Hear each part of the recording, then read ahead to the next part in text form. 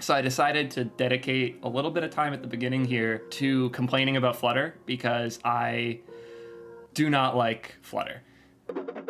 It's been a crazy week and a half or however long it's been since YouTube randomly decided that the algorithm likes my videos and started just spinning them everywhere. So yeah, welcome all the new audience that has recently watched my YouTube videos and decided you wanted to be here live. I super appreciate y'all for being here. Very excited for the show today. Idling for a little bit as people are coming in slowly. Today's show is going to be fun. I am going to dedicate this Web Dev Wednesday to mobile because almost everybody who responded in my polls, especially on YouTube, seemed to really want to see me work with React Native. I did get a few questions about Flutter though. So I decided to dedicate a little bit of time at the beginning here to complaining about Flutter because I do not like Flutter. I think there are some questionable design decisions that prevent Flutter from being a thing I can ever recommend in good conscience to anybody. For those that don't know what Flutter is a new mobile development framework and ecosystem created by Google to be a multi-platform alternative to React Native. And I want to emphasize that part. It is very much an alternative to React Native in its design intent, in its architecture, in its language choice, and almost everything. It feels like Flutter was consciously designed to be as anti-React Native as possible. I understand why people would want that, and I appreciate the pushback on something that came to be and got as popular as React Native did as quickly as it did, but I still am hesitant to recommend Flutter simply because so many of those decisions are almost comically anti-developer and anti-user. One great example of this, React Native might be JavaScript that you write to describe the logic, describe how data is being fetched, what renders where. But under the hood, React Native isn't JavaScript, it's native. That's why it's called React Native. React Native tells the native platform what to render. So if I write a React Native button component, then on iOS, it's going to render a native iOS button. And on Android, it's going to render a native Android button. And on Xbox, it's going to render a native Universal Windows Project Xbox button. Every platform gets its native solution. React Native is just the tool to dictate what native pieces go where. And then that native layer renders the correct thing for itself. Flutter thinks it's better than native. Flutter built its own whole rendering system called Skya, which is a really cool concept. Historically, we as developers have relied on the rendering platforms that exist on the platform already, or we dive into web development and use Chrome and its rendering. It was really cool to see Google and the Flutter team try to build a whole new rendering engine and generic layer via Skya for Android and iOS. The problem is there has been 3 decades of work put into those rendering layers on iOS and Android that they have fully left behind by inventing their own thing. And you are leaving behind so much stuff when you do that. You have given up all accessibility. You have given up all native platform things like screen reading, scaling of fonts, resizing, all of the awesome benefits that iOS and Android have baked in. You have just thrown away because you hate React Native. And that's my firm stance on Flutter. It feels as though people are betting on it because they want the benefits of React Native, but they can't get over the fact that it's React Native and that it's JavaScript. Flutter doesn't use Dart because Dart is better than JavaScript. Flutter uses Dart because Dart is not JavaScript. Flutter doesn't have its own rendering engine because it needs it. Flutter has its own rendering engine because it doesn't want to be like React Native. Flutter, in its very architecture and design, was built to be not React Native. And sadly, by being not React Native, it has also made itself not very good. Any questions? Oh, actually, one more really cool tangent. Flutter and Skya are interesting. Skya in particular, the idea of a multi-platform rendering engine that you can target with code that isn't JavaScript and isn't native platform code, there could potentially be some benefit to that, like games or animation or something. If we want to take advantage of that, we should in React Native. There's already a layer called React Native Skya that's being used by, I believe, Alibaba and a few other companies in China that lets you use the Skya rendering engine in React Native. So aren't you just making your Flutter slower then? No, you're actually making it faster because Flutter is single-threaded and runs in its engine. So if you run your UI code and your API code and everything that isn't rendering outside of Flutter and just tell Flutter what to render from the outside, you can actually make your Flutter rendering app faster by writing everything else in React Native. Flutter as a technology, sure, has some interesting pieces. Flutter as a thing to build your app on, absolutely moronic. Flutter as a thing that might make React Native better in the future, cool. But yeah, betting on Flutter is betting against React Native for the sake of it. And I just, there are so many petty, peculiar, weird, and otherwise questionable design decisions that went into how Flutter was architected. Up to I think this all is like perfectly described in my experience trying Flutter for the first and second times. When Flutter 2 dropped, I was excited to give it another go. So I installed it on my M1 MacBook. It required that you install this giant 3 gig DMG, put all of these like files in the exact right places, kind of similar to Golang where you have to build like your own file structure in order to have access to any of this stuff. Once I got it all working and I launched the dev environment, it opened up its own instance of Chrome that came bundled in the installer. And I looked at it and I was like, okay, this is bullshit. I have Chrome extensions I use every day. I would like to use my instance of Chrome. So I copied the URL, I pasted it in my browser of choice, which wasn't their Chrome, it was my Chrome. And I get a kernel panic. My computer soft locks and then shuts itself off. I wish I was joking. I genuinely do. But that's the state of things in Flutterland. And then I go on Twitter and people tell me how excited they are for Flutter for Web to put React out forever. I can't even open the dev environment in my fucking browser. Get over yourselves, Flutter people. Oh, and if any of you are here, any of you like Flutter fanboys, hit me up, let's chat, convince me. I am genuinely down to be convinced. The problem is, every time I talk to a Flutter person, they're just a React Native hater that picked flavor of the week. There's no real Flutter fanboys. I refuse to believe it. That's my take. Flutter is like, or Flutter for Web is a second class citizen. It's not. Like, second class really citizen implies citizenship. There's no citizenship for React or for Flutter for Web. They're not even trying. They made it exist so that the people who hate React can have another point in their discussion. It doesn't matter that it doesn't work. They don't care if it works. They're not shipping real software. They're just complaining. No. Even like we have like a Flutter for Web app, unfortunately, at the startup that I internet, and it's like the dev environment is slow. Pushing it to production is slow. Like web is super snappy nowadays. Like there's no reason for any web app you have to be slow unless it's like really massive. And our app is like not even that big, and it still is like slow to load like that. It's pretty brutal, and just the entire way that you write all the web stuff is not fun. So yeah, it's brutal.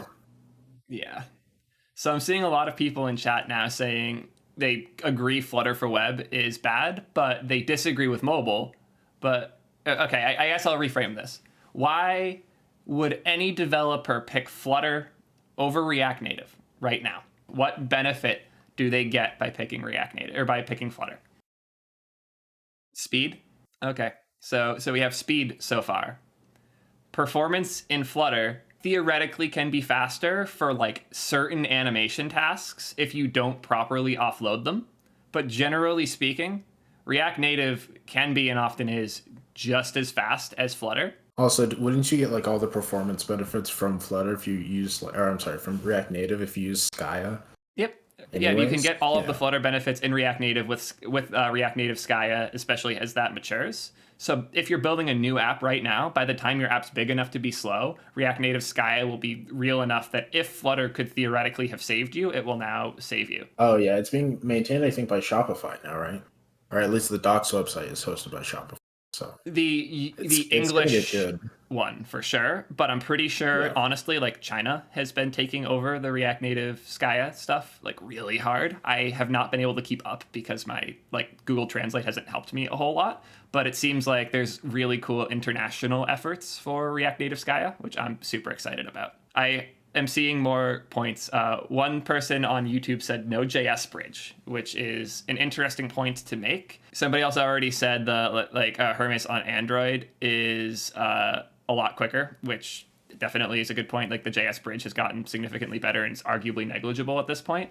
I would argue that the JS bridge is better than the layer. Both platforms have a bridge, both Flutter and React Native. It's where they put the bridge. The bridge on React Native is in between your logic and the native platform that actually renders the UI. On Flutter, it's between the rendering layer and the native platform. I would argue that bridge is a lot scarier because you've now built this very hard wall between yourself and the native platform such that you can no longer introduce native binaries and hooks in yourself. It is way, way harder for you as a Flutter developer to implement a new iOS API. Like if Apple adds a new ARKit thing and you in Flutter want to use it, you are objectively screwed. That is not going to happen. If you're in React Native, I've heard this argument a lot actually against React Native of, well, if I want to implement the newest feature, I can't use React Native. Yes, you can, because of what everybody is already complaining about here, the JS bridge. Because of that bridge, you are able to very quickly add any native feature you need by just writing the same native code you would anyways and exposing a header. It's so easy if you already know Swift or Objective-C to write bindings for React Native. Good luck doing that in Flutter, like genuinely. Library support, that is a hilarious one. If Google has successfully provided every library you'll ever need in Flutter, cool, but there is no third-party community building stuff for Flutter. When you compare it to, I'll just screen share for a second. Yeah, quick example, like for our startup, we need to use Stripe elements. There are no Stripe elements for Flutter. It's actually a little bit sad. Like, I don't understand why Flutter does not have support, or Stripe didn't support Flutter and give them Stripe elements, but I just think that, I don't know, like React Native has Stripe elements. So it's probably a lot of really good ones, yeah. Yeah, because it's miserable and nobody who uses Flutter is making money. I'm in here right now. This is Expo. I want to emphasize, Expo is not Facebook. Expo is not React Native. Expo is their own company building things on top of React Native to make a better experience for developing with React Native. UI Wizard has been making some very clever, like good points in chat on YouTube, actually. The idea that React Native is a layer and Flutter is an entire system. Yes, very, very well put. It is actually what I love about React itself on web as well. React does not come to you with opinions on how to build everything. It comes to you with two things, components and hooks. And it says, here's how you make a UI component. Here's how you make it reusable. Here is how you make here's how you flow data through these things, and here's how that data updates. From that point forward, you can do what you please. You can use React DOM on web. You can use alternatives too. You can use React Native on mobile. You can use alternatives too. But generally speaking, from that point, you're taking things other people built, because React and React Native are such thin layers that you can extend them very trivially in either direction. And what we see with something like Expo is a lot of cool stuff extending on top of React Native. This repo, the reason I brought this up is I want to show you guys the packages directory on the Expo repo.